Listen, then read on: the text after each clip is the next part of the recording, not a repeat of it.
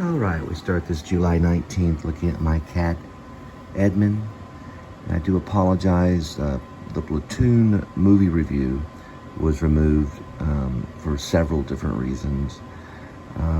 It's kind of an emotional movie for me. I get emotionally involved in my movie reviews, and to the point sometimes I act out scenes and they take me emotionally.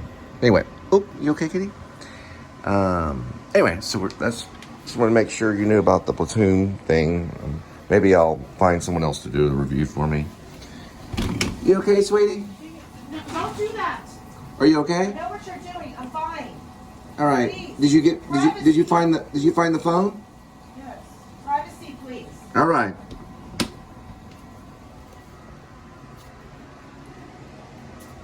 Well, I can't see it in my glasses. What'd you end up making, Linda? Leftover pizza. The leftover pizza? Linda made a pizza. Frozen pizza. She made a frozen pizza.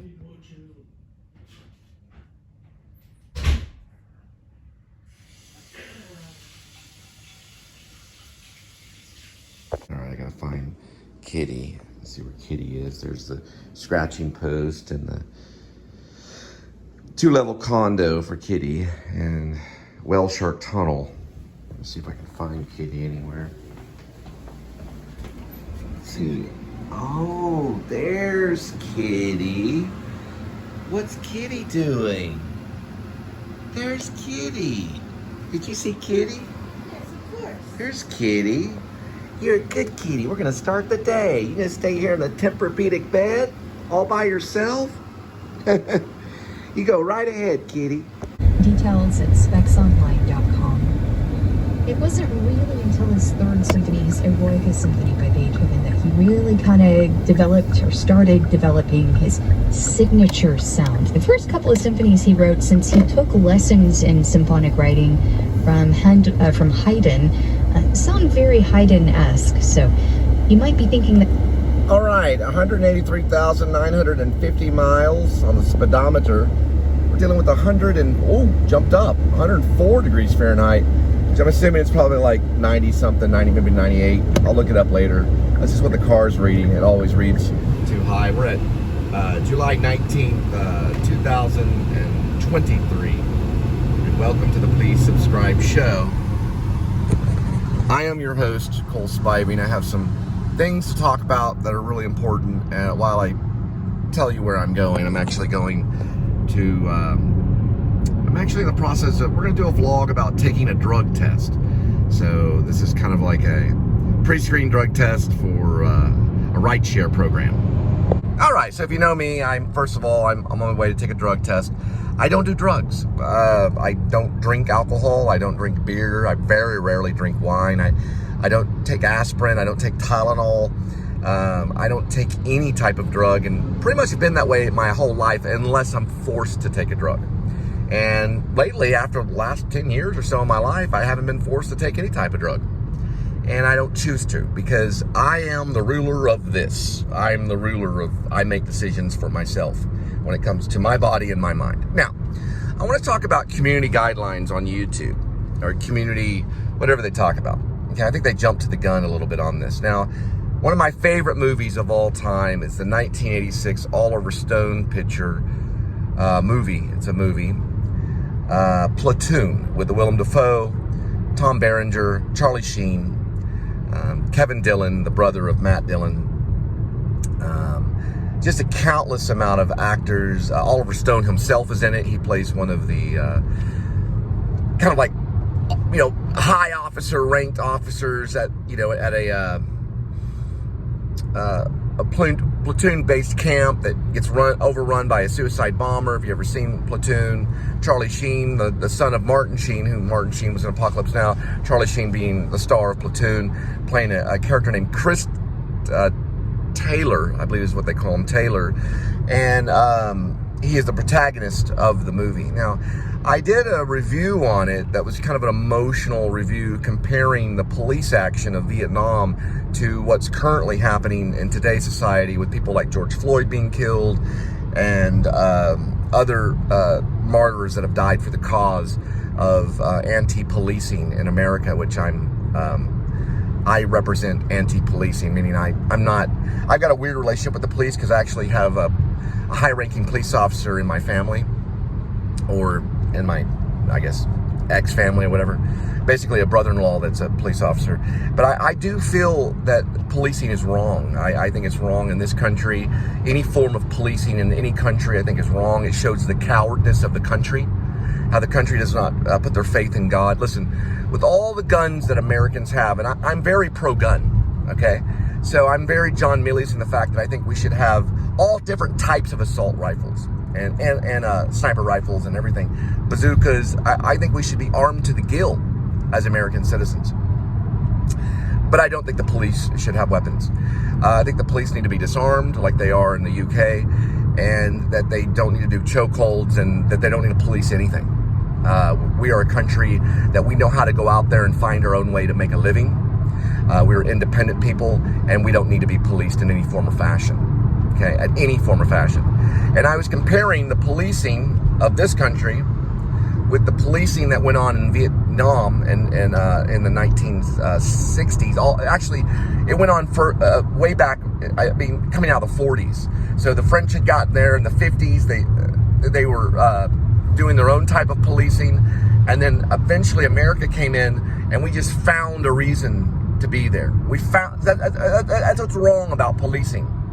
Is you find a reason to make the arrest. You find a reason. You go search out a reason. You can arrest anybody for any reason at all. And that's wrong. It's wrong. It happened to David Koresh, where it went too far. They policed David Koresh. He was a perfectly peaceful man. He's a hero of mine that was killed by ATF and FBI for no apparent reason at all. They had no reason at all to even approach David Koresh at all. They had no reason at all. We have the right to sell whatever we want to in this country, even when it comes to assault rifles. And listen, even if the assault rifle is fully automatic, it is legal to do as long as you pay the fee. You can have a fully automatic weapon. You have to register it and pay a fee, but you can still sell it, and it's sold every day in this country. Okay, we have tons of documentaries and movies. Nicolas Cage did a movie about it with Jonah Hill. There's all different types of weaponry that we sell every day, and there was no reason at all for them to approach David Koresh. There was no reason at all for any police officer to ever approach George Floyd and kill him on the street. He was executed on the street, very similar to the things that went on in Vietnam. And I have every right to compare what went on in Vietnam to what's going on now in this country. Because that older generation, which is the boomer generation, brought that hatred and that hate speech over into our country.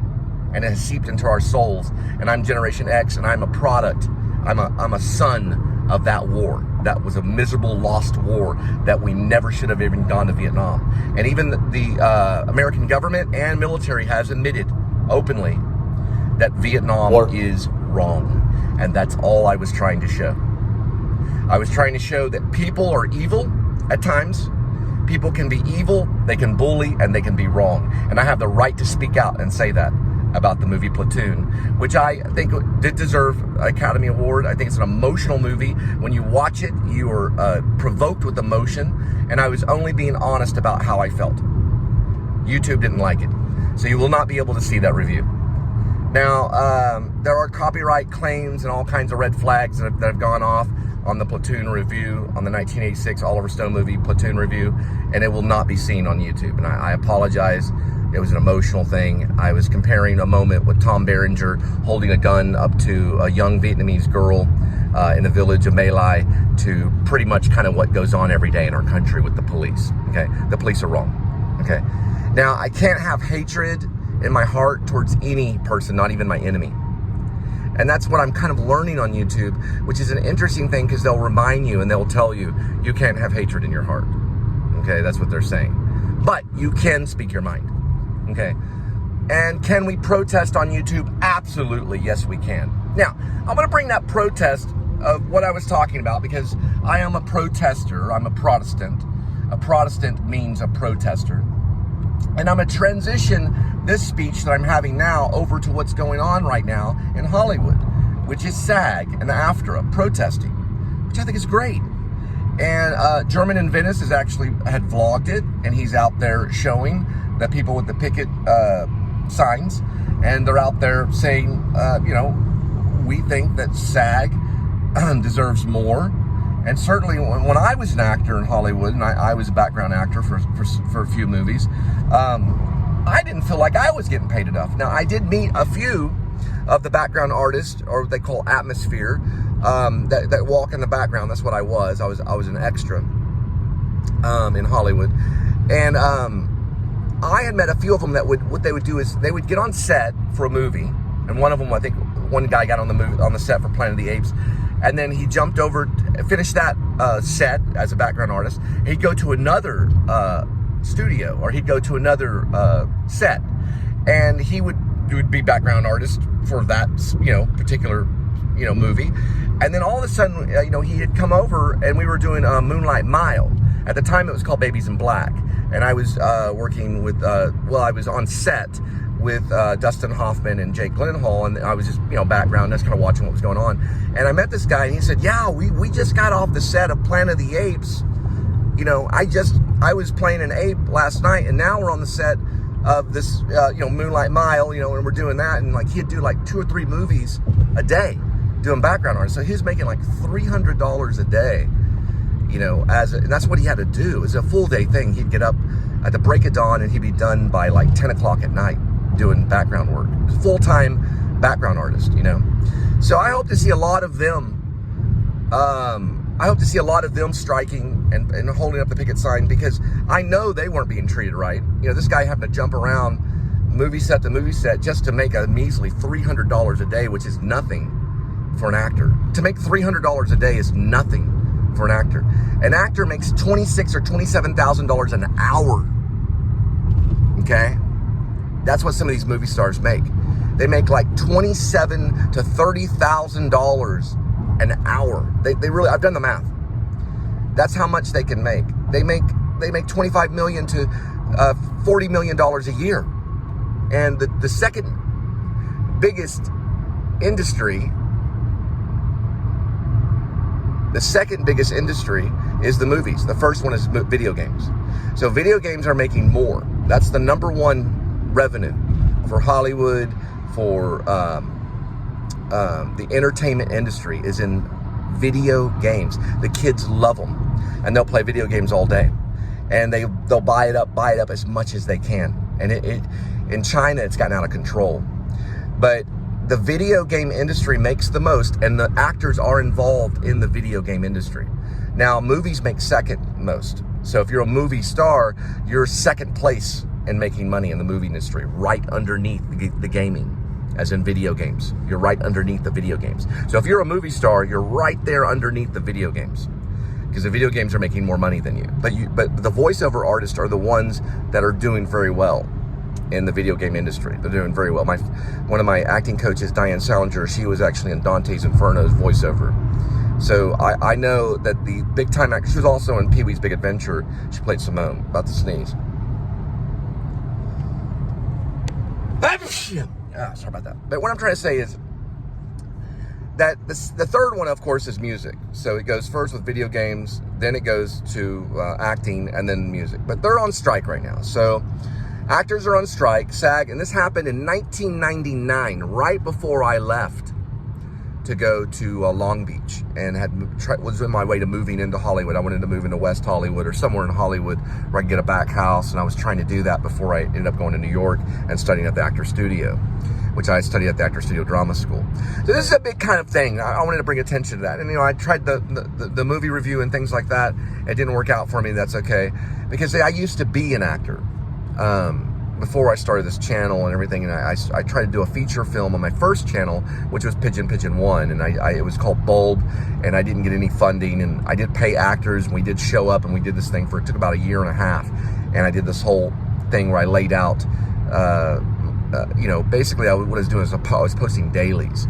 There were dailies for the feature, and no one jumped on board, and no money was involved. And eventually I had to abandon that project, and I moved to Maine to write a book, and I went into being like a novelist. I started writing many screenplays and things like that, and plays, and I started doing a lot of writing. And then when I got back here, it took some time, and then I got married. I had 3 children, and I kept going on, and eventually I found a way. I was going back into the industry, and I was trying to get an agent, and I was showing up at the studios in Las Colinas, and I was trying to get an agent, and they were asking me to do all these auditions. And so I started posting auditions on YouTube, because that's what they asked us to do, that we do it as unlisted.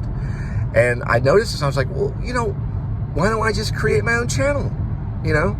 Why don't I just create my own show, on YouTube? Why wait? Why sit there and knock on the door of Spielberg and no one answer? Or knock on the door to Oliver Stone and no one answer? Or knock on the door to Quentin Tarantino and no one answer? Or knock on the door to Harvey Keitel and no one answer? And send all these scripts to all these people and no one answer. Why wait? So I started my show. And welcome to the Please Subscribe show. Now, Linda does not like me saying it like that, but the idea is this is about actor's life. So it kind of sets aside of my emotion on how I feel, so I can just say, welcome to the Please Subscribe show. But I do it because, it sets me aside from the other YouTubers, and it shows the seriousness that I can be. It shows a side of my acting quality, So I sometimes, welcome to the Please Subscribe show, or welcome to the Please Subscribe show.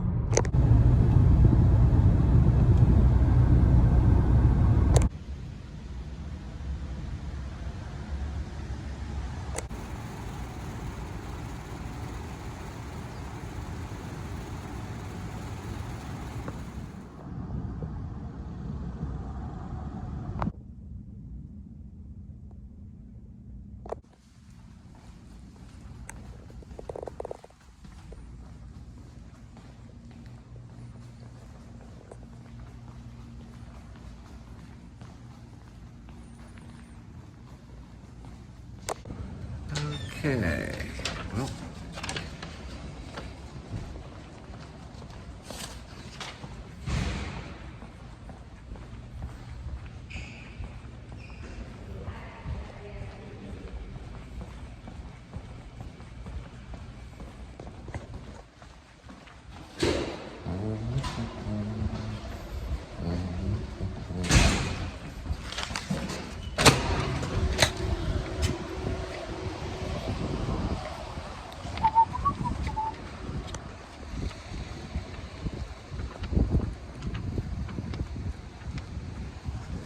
all right, peed in a cup.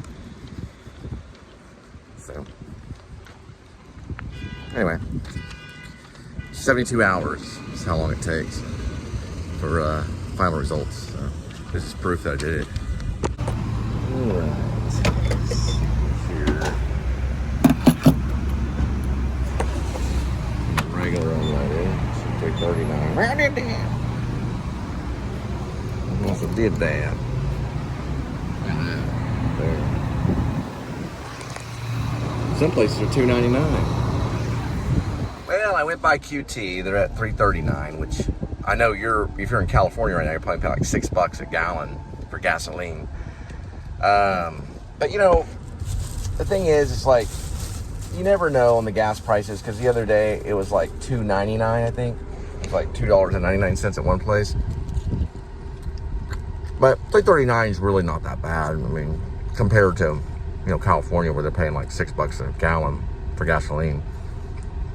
But it is nice when you can find those gas stations that are at $2.99 and things like that.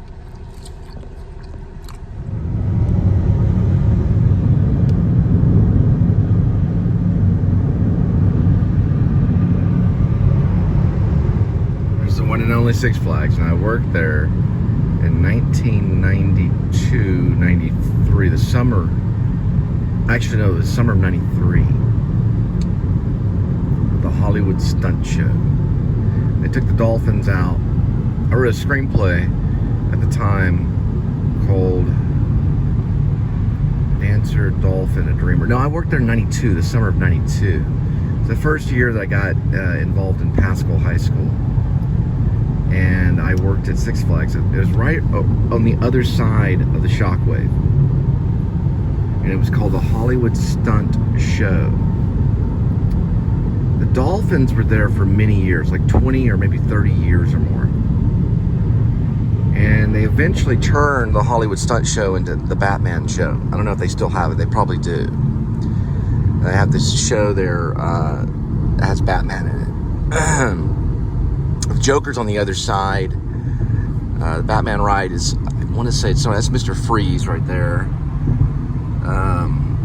Anyway, I haven't been back in years, but we were in charge that summer to cleaning up the pool where the dolphins swam, because there was algae in it and it was hurting the dolphins, and they didn't know how to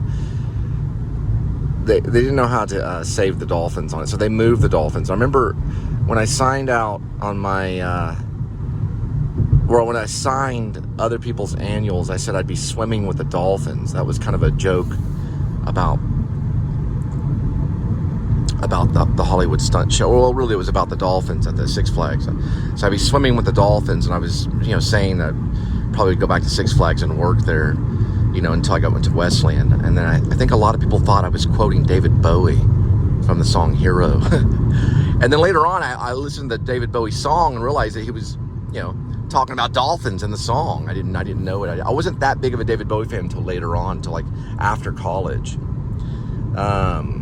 I did listen to David Bowie, but only in passing. It was only like in passing. I wasn't really that serious of a David Bowie fan, but I became one. I became a very serious David Bowie fan. And he does sing about dolphins in the song Heroes. We can be heroes just for one day. Die, and I can be you. And you can be me. And we can be heroes just for one day. He talks about the dolphins in that song, if you listen to it.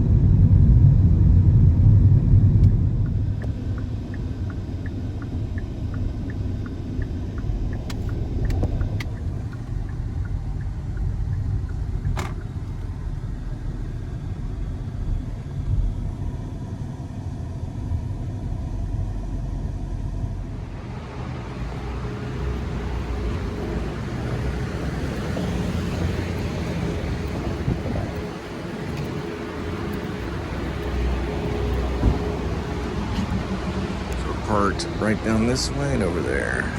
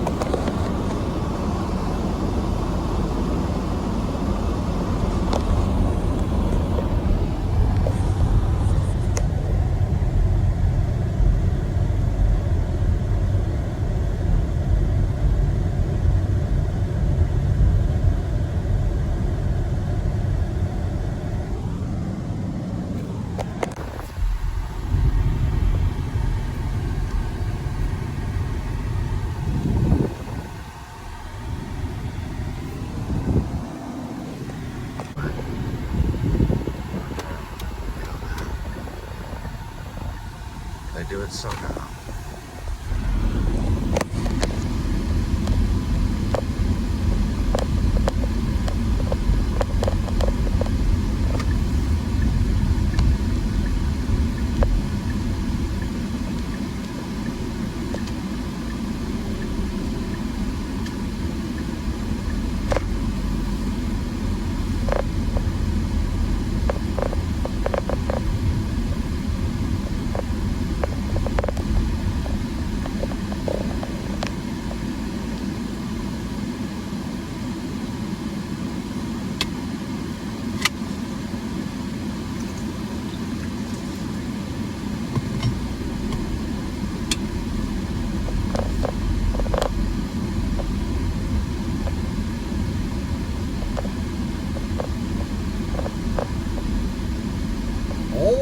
Away from Maine.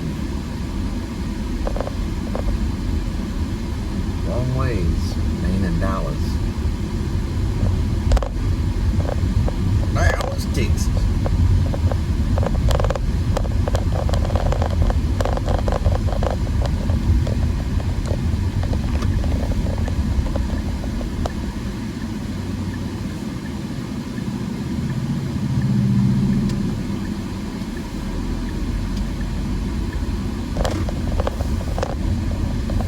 There's Morton Steakhouse right over there. Well-known steakhouse in Dallas. I think I've vlogged it before. That's a Crescent. That was where when I was at Rhodey, they sent me all those messages when I was inside the Crescent, dropping off a package. I got all these crazy messages from Rhodey. Like I care anyway. You know, dragging you all across the state of Texas to pick up luggage. Or Walmart stuff where they deny you when you show up. Well, we don't have your package at Walmart. Sorry, we gave it to another driver.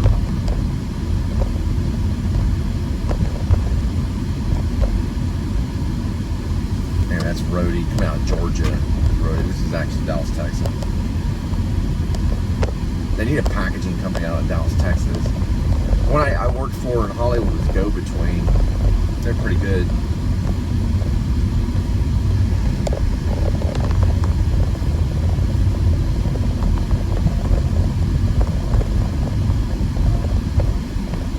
There's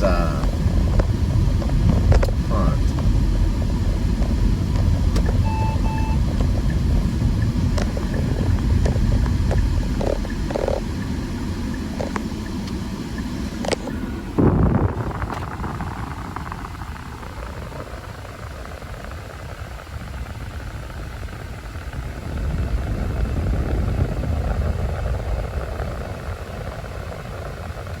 That building reminds me of the building in Chicago, that one right there. That's on the cover of Foxtrot Wilco. Yankee Hotel Foxtrot, or Foxtrot Yankee Hotel. Yankee Hotel Foxtrot, or Foxtrot Yankee Hotel. The Wilco album, Foxtrot. You know what I'm talking about. The hotel. Yankee Hotel Foxtrot. That always sounds like Wilco's talking in like military code. Some of their albums sounds like it's, and even their band Wilco, it sounds kind of militant.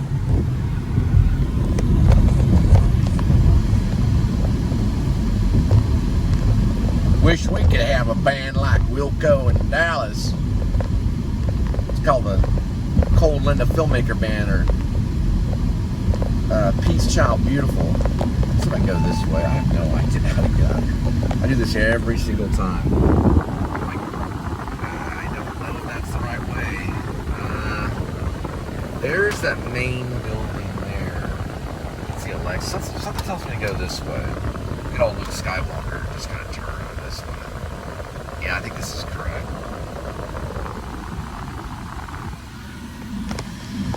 Houston. Yeah, that's right. Yep.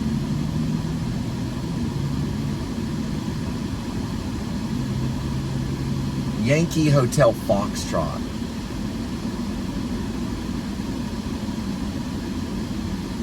Yankee Hotel Foxtrot. Yep, that's probably it. Yankee Hotel Foxtrot. Just sounds right. Sounds like a good album to listen to. Since they know what's going on, you know, they got all the money. They must know. If you got the money, that means you know, right? Well, they know music. They know it enough. They're doing a service for you and your ears, and your listening endeavors. Might as well.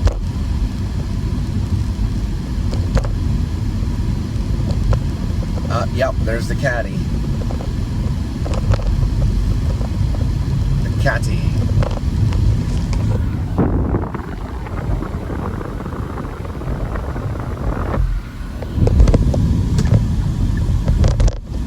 It's 105 degrees. 105. This will lead me back on. Right here. Let's turn right. It goes right to the... Ooh, they got coffee. Did not know that. Place is called Coffee. It's like, what's the coffee bar called? Coffee? Huh, that's a good title. That's a really good title. That might work. I don't even know if this is the right way. I'm just hoping. Yeah, it is. Okay, I see the sign. They have the construction sign up. American Airlines Center is right down that way. That's where all the bands come in. If Wilco comes in, they'd probably go there. American Airlines Center. It's huge. Very big.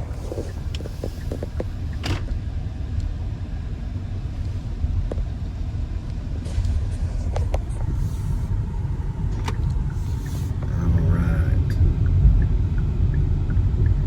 Did not like my Platoon review. Well, what the world?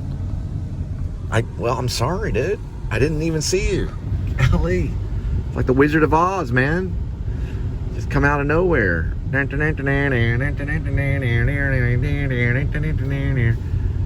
go through the little art district. And there's, what's his name? Danny DeVito holding a sandwich. Right there. Got it. Nice. I'll get you and your little doggy too.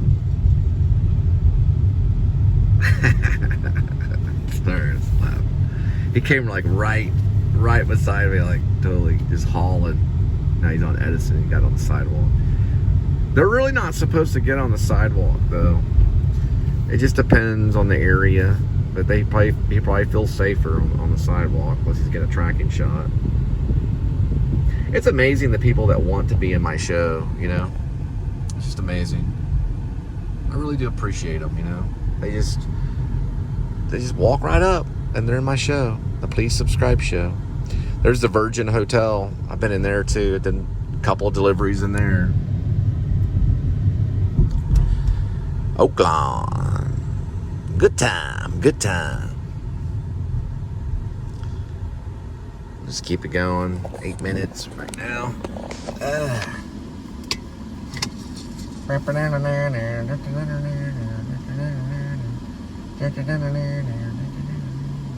Long socks.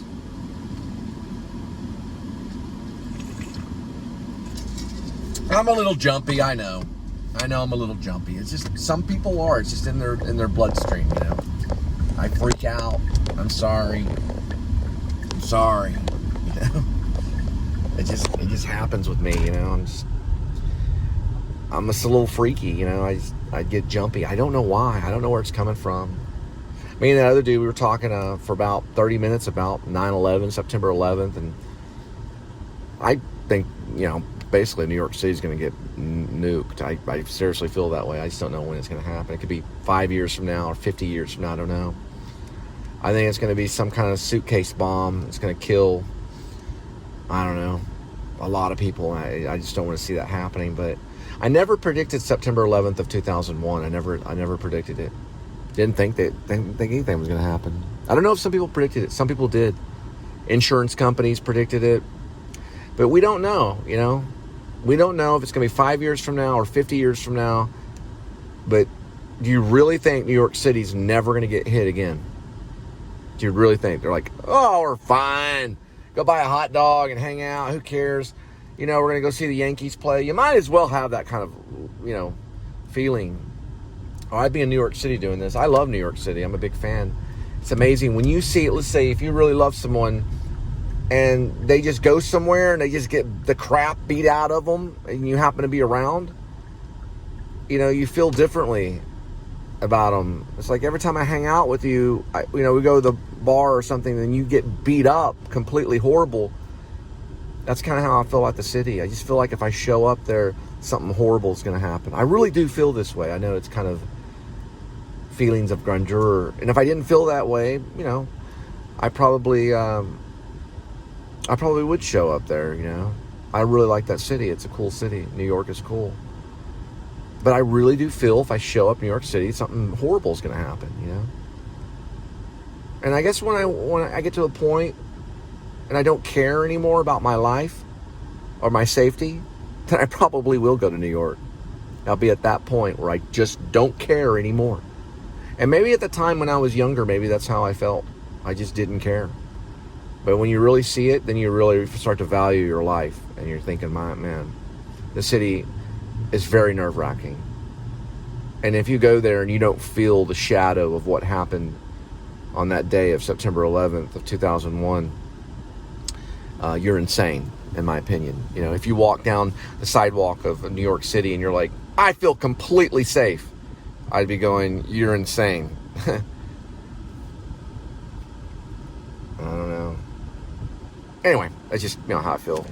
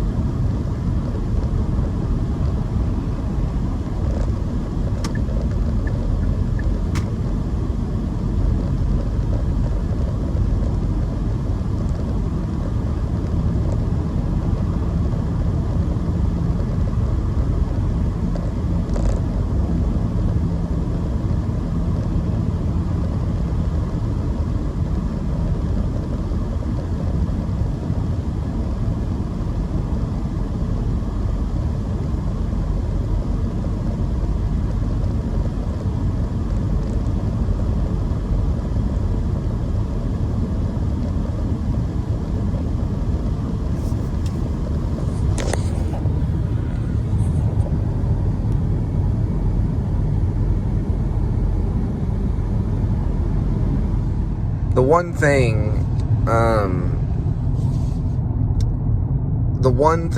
that I dislike about the gig economy, and we're talking about like DoorDash, Postmates, Uber, Lyft, Uber Eats, Grubhub, and I haven't been able to try Instacart and things like that yet. But all of it. Okay, so is that a lot of times you tip in the app, and DoorDash was sued for taking the driver's tips. They got sued. It was like they went to the Supreme Court and everything. It was a big deal because DoorDash was found out that they were taking the driver's tips because it was going in their app. And that's really the only thing I don't like, is that how trustworthy is that, with the tips going in these like apps like, like Uber Eats or Postmates or whatever, Grubhub or whatever it may be. How do you even trace it? How are you even attempt to trace it? And if DoorDash got busted, then they're probably all kind of doing it or something, and that's unfair to the driver, really, I think, to a certain extent. Now, you could still, of course, ask for like a cash tip or whatever like that, especially if you're like a pizza delivery driver or something like that, or if you're just delivering food or whatever, packages, because you can always ask for that, any type of delivery service. And that's the bonus. So that's the bonus, is the good side of it too, because we're not 100% cashless society, we're still dealing with that. So just wanted to make that, known that some of these big corporations, the reason why they're so powerful is because they take advantage of the poverty-stricken.